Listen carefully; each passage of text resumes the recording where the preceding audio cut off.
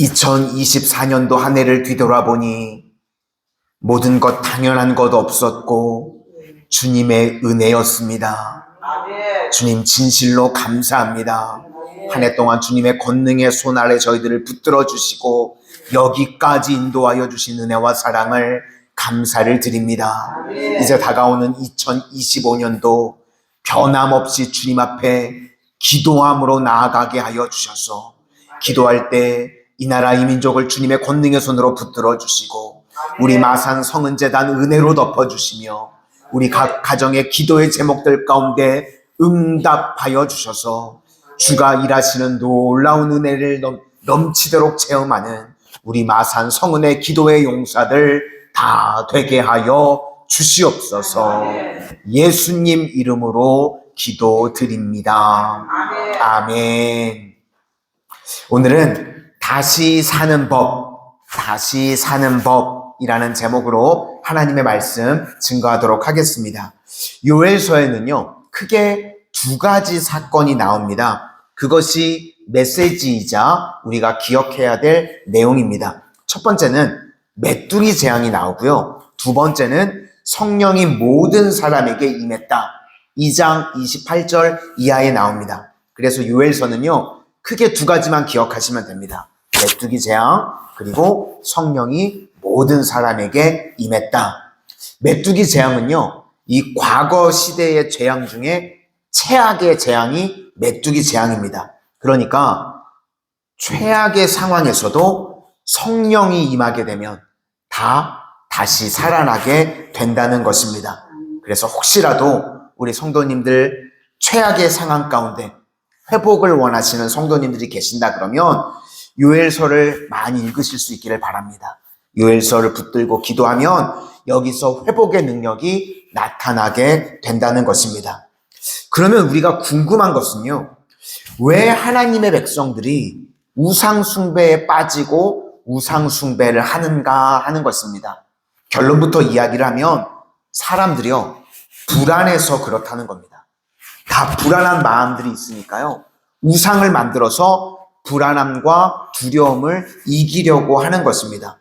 다 보통 사람들 마음 가운데요, 보장받기를 원하는 마음들이 있습니다.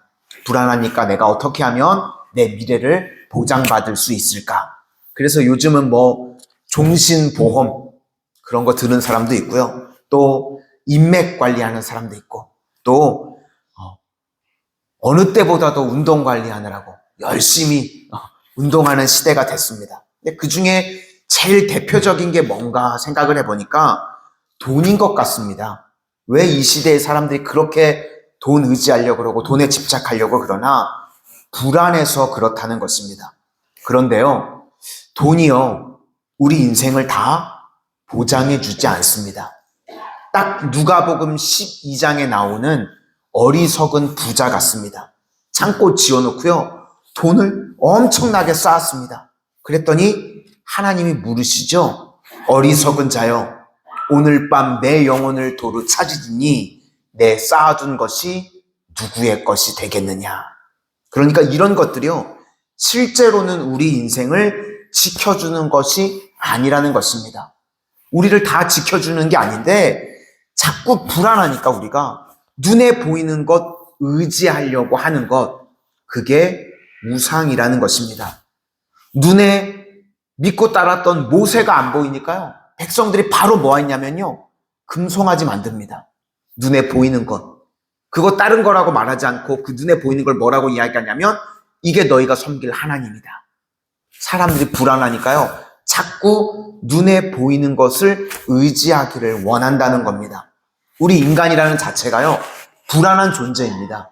그래서 불안할 때 우상으로 가느냐 아니면 더 하나님 의지하느냐, 이 두 길로 갈라지게 된다는 것입니다. 그러니까 하나님을 의지하면 우리가 하나님께 맡기게 되겠죠. 그래서 우리 기독교적인 인식론은요, 과거에 하나님 앞에 섬기고 우리가 순종하고 나아갔더니 우리를 보호하시고 인도해 주셨다.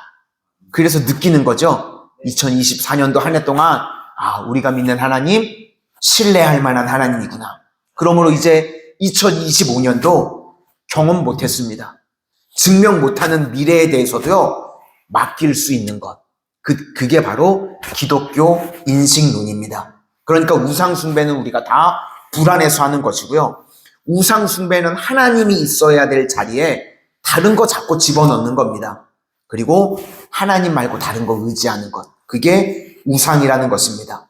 우리 모두 우상의 위험성이 있습니다. 그래서 불안할 때 우리 성도님들은 하나님만을 더욱더 의지함으로 나아가실 수 있기를 축원합니다. 이제 우상 숭배를 하니까요, 심판이 있게 되는데, 심판도요, 두 가지 의미가 있습니다. 심판이자 구원입니다. 의지 못할 것들을 의지할 때요, 그런 것들을 의지하면 큰일 나겠죠. 예를 들어서 썩은 동아줄을 믿고 있습니다. 그런데 한 1m 정도 떨어져 있다 그러면 그 썩은 동아줄 붙잡고 있다가 끊어져도 그때는 죽지 않죠. 그런데 만약에 썩은 동아줄을 내가 붙잡고 있는데 만약에 100m 정도 되는 절벽이라고 하면 떨어지면 죽습니다.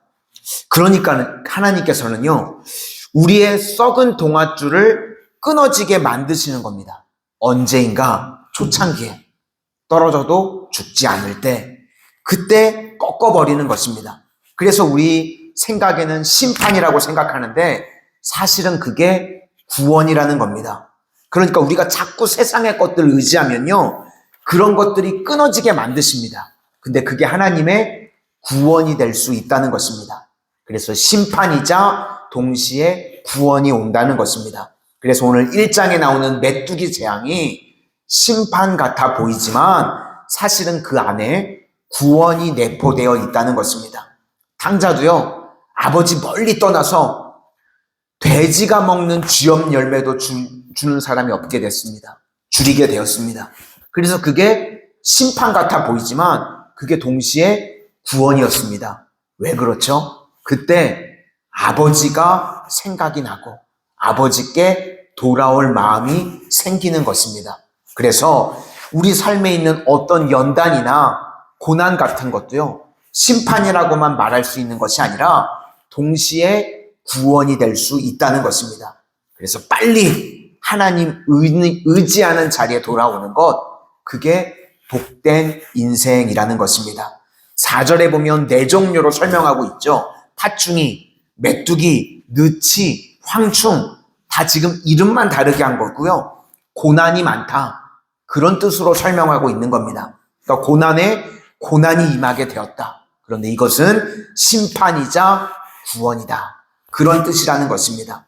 오늘도 내 인생에 불안한 문제들 가지고 다른 것들을 의지하려고 하는 어리석은 인생이 아니라 오직 하나님만 의지하고 하나님께 내 모든 문제를 맡길 수 있는 믿음의 신실한 종들이 다 되시기를 주님의 이름으로 축원합니다. 기도하겠습니다. 은혜의 주님,